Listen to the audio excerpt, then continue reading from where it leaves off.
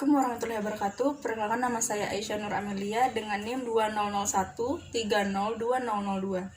Di sini saya akan memperkenalkan anggota saya. Yang pertama Aftria Firmala, yang kedua Emma Fitriana, yang ketiga Isnaini Sukmamasita, dan yang terakhir Westri Nur Farida.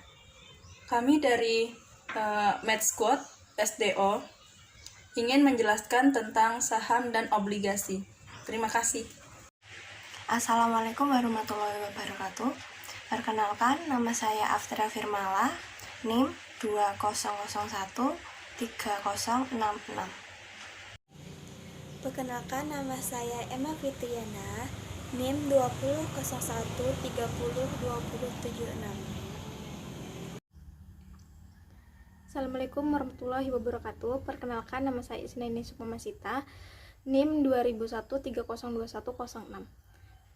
Saya Westri Nur Farida, NIM 20013020441.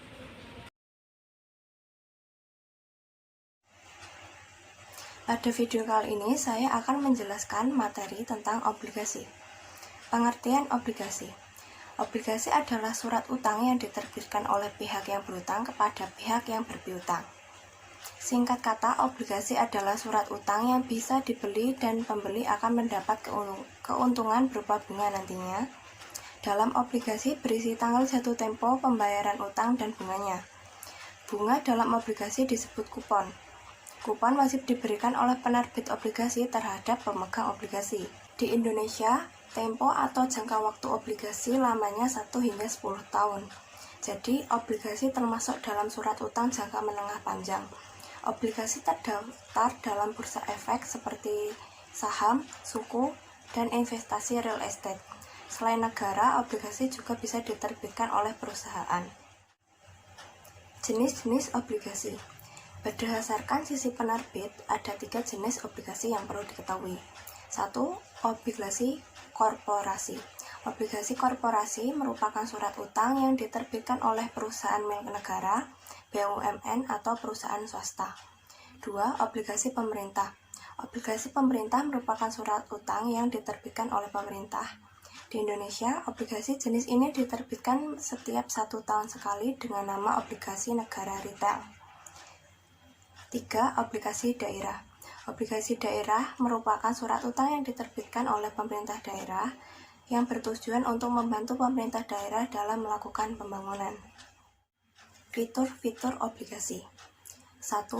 Nilai nominal atau nilai utang pokok, yaitu nilai yang harus dibayar bunganya oleh penerbit dan harus dilunasi pada saat akhir masa jatuh tempo.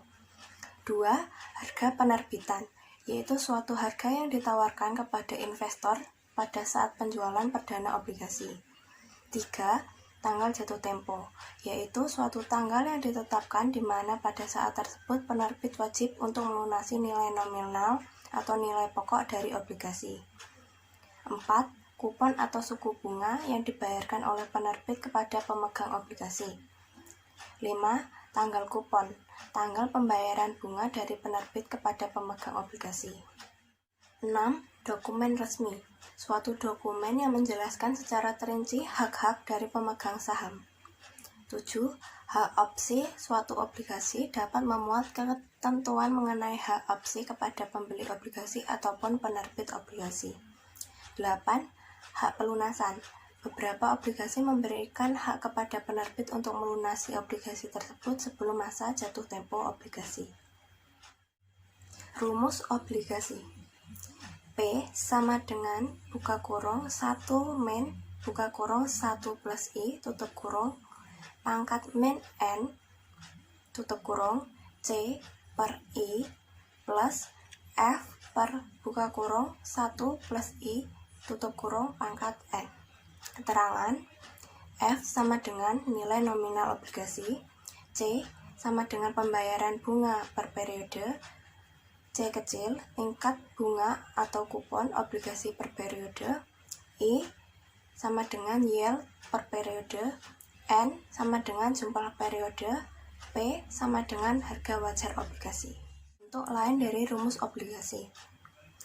P sama dengan F plus buka kurung C min I tutup kurung dikali F buka kurung 1 min buka kurung 1 plus I tutup kurung pangkat min N tutup kurung per I. Keterangan F sama dengan nilai nominal obligasi, C besar sama dengan pembayaran bunga per periode, C kecil tingkat bunga atau kupon obligasi per periode, I sama dengan yield per periode, N sama dengan jumlah periode, P sama dengan harga wajar obligasi. Contoh soal obligasi. 1. Sebuah obligasi bernilai nominal 100 juta rupiah dengan bunga 12% jatuh dalam 10 tahun. Tentukan harga wajar obligasi jika investor mengharapkan A. 14%, B. 10%. Nah, dari soal yang dijelaskan oleh Aftria Firmala, di sini saya akan menjelaskan penyelesaiannya. Yaitu pertama, diketahui F atau nilai nominal obligasi senilai 100 juta.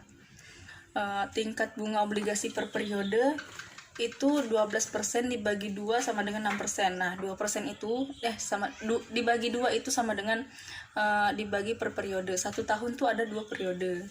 Gitu. Terus yang C besar itu pembayaran bunga per periode. Itu senilai 6% kan, yang dari C kecil itu 6% dikali F. 6% dikali 100 juta sama dengan 6 juta. N itu adalah jumlah periode sebesar 10 tahun sama dengan 20 semester. Ditanya di sini adalah 14% per tahun dan 10% per tahun. Nah, yang ditanyakan I sama dengan 14%. Yang pertama tuh I 14% dibagi 2 karena 2 itu didapat dari 1 tahun sebanyak 2 semester sama dengan 7%. Kita masukinlah ke rumusnya. Rumusnya tuh P sama dengan dalam kurung 1 dikurang 1 ditambah I pangkat minus N dikali C per I ditambah F per 1 ditambah I pangkat N. Masukin angkanya, P 1 dikurang 1 ditambah 7% pangkat minus 20 dikali 6 juta per 7% ditambah 100 juta dibagi 1 ditambah 7% pangkat 20. Dapat hasilnya P 63.564.085,47 rupiah ditambah 25.841.900,28 rupiah sama dengan hasil P 89.405.985,75 rupiah. Nah, yang kedua I sama dengan 10%. 10% dibagi 2 sama dengan 5%. Seperti cara awal, masukkan rumusnya dan masukkan angkanya. P 1 dikurang 1 ditambah 5% pangkat minus 6 dikali 6 juta per 5% ditambah 100 juta per 1 ditambah 5% pangkat 20. Didapat hasilnya 74.773.262,05 rupiah ditambah 37.688.948,29 rupiah. Hasil P sama dengan 112.462.210,34 rupiah. Terima kasih. Soal obligasi. Pembayaran bunga atas lembar obligasi sebesar 50.000, 8% dilakukan pada tanggal 8 Februari dan 1 Agustus. Pada tanggal 8 April, obligasi tersebut dijual. Tentukan bunga berjalan obligasi tersebut. Diketahui, nilai nominal obligasi yang dibeli adalah 50.000. Tingkat obligasi tahunannya 8%. Waktu terakhir dari tanggal pembayaran bunga sampai dengan tanggal pembelian adalah 67 hari. Rumusnya, rumus bunga berjalan P dikali R dikali T. 50.000 dikali 8% sama dengan 4.000. 4.000 dikali 67 per 360 sama dengan 744. Jadi bunga berjalan obligasi tersebut adalah Rp744,44. Berikutnya saya akan menjelaskan tentang pengertian saham. Saham adalah sebuah tanda bukti penyertaan modal dari seorang atau pihak badan usaha dalam suatu perusahaan atau perseroan terbatas.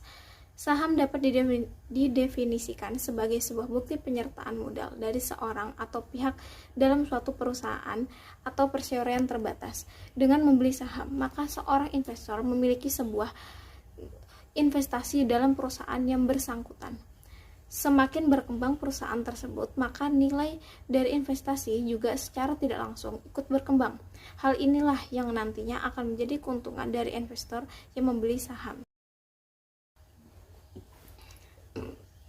Jenis saham ada dua, yaitu saham biasa dan saham preference. Saham biasa common stock adalah saham yang menempatkan pemiliknya paling terakhir terhadap pembagian dividen dan hak atas kekayaan perusahaan apabila perusahaan tersebut diikuidasi karena pemilik saham biasa ini tidak memiliki hak-hak istimewa. Saham preference stock adalah saham yang memiliki karakteristik gabungan antara obligasi dan saham biasa karena bisa menghasilkan pendapatan tetap seperti bunga obligasi. Saham ini memiliki hak klaim terhadap kekayaan perusahaan dan pembagian dividen terlebih dahulu dan sulit untuk diperjualbelikan seperti saham biasa karena jumlahnya yang sedikit. Istilah dalam saham. Harga nominal par value adalah harga saham yang ditentukan perusahaan pada saat saham pertama kali dijual kepada masyarakat. Harga pasar market price adalah harga saham yang terjadi di pasar saham ditentukan oleh kerelaan pembeli untuk membayar dan keinginan penjual untuk menjual. Dividen adalah keuntungan yang diberikan perusahaan penerbit saham atas keuntungan yang dihasilkan perusahaan. Round lots adalah saham biasa yang dijual dalam jumlah 100 lembar. Odd lots adalah jumlah saham biasa yang lebih sedikit dari 100 lembar. Execution price adalah ongkos diferensial odd loss sebesar Rp20 per lembar. Saham yang diperdagangkan ditambah harga beli dikurangi harga jual. Pialang saham, stock broker, bertindak sebagai perantara antara penjual dengan pembeli di pasar saham. Di sini saya akan melanjutkan penjelasan dari Isnani Sukmamasita, yaitu evaluasi investasi atas suatu saham dapat dilakukan dengan beberapa cara.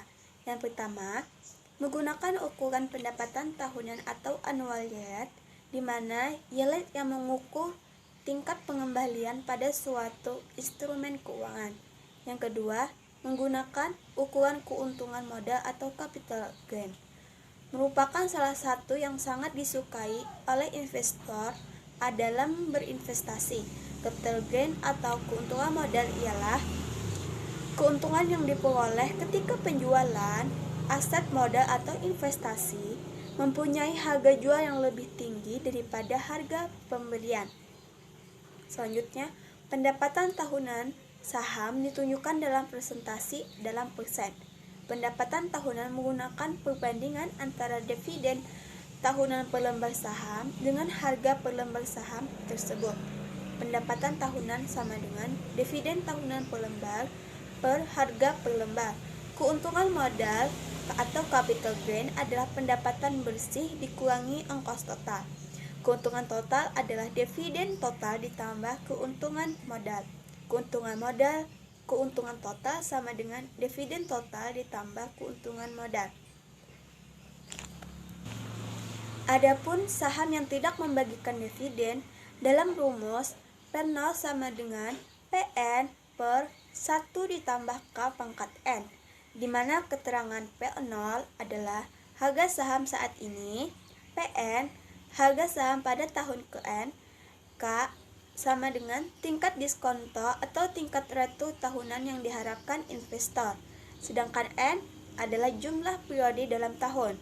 Di sini saya akan memberikan contoh soal. Yang pertama, PTX menerbitkan 5.000 lembar saham biasa dengan nilai nominal Rp10.000 dan 1.000 lembar dari 10% saham istimewa dengan nilai nominal Rp1.200. Apabila perusahaan tersebut mengumumkan dividen sebesar Rp 2 juta untuk tahun ini, tentukan besarnya dividen per lembar saham biasa.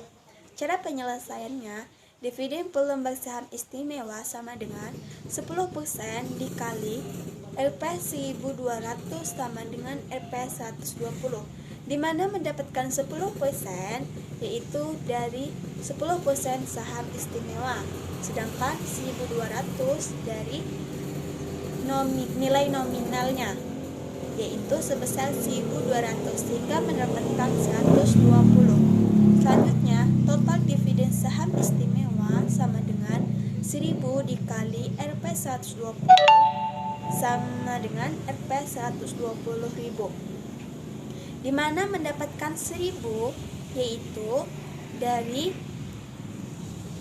10.000 lembar dari 10% saham istimewa, sedangkan 120 dari hasil dividen per lembar saham istimewa sehingga mendapatkan 120.000.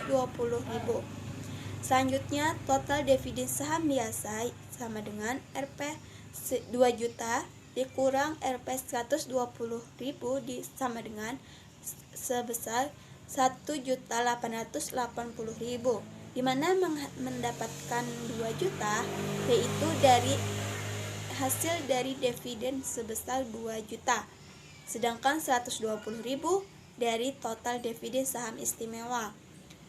Selanjutnya, dividen per lembar saham biasa sama dengan sebesar 1.880.000 dibagi 5.000 sama dengan sebesar 376, di mana mendapatkan 1.880.000 itu dari total dividen saham biasa, sedangkan 5.000 dari PTX menerbitkan 5.000 lembar saham biasa.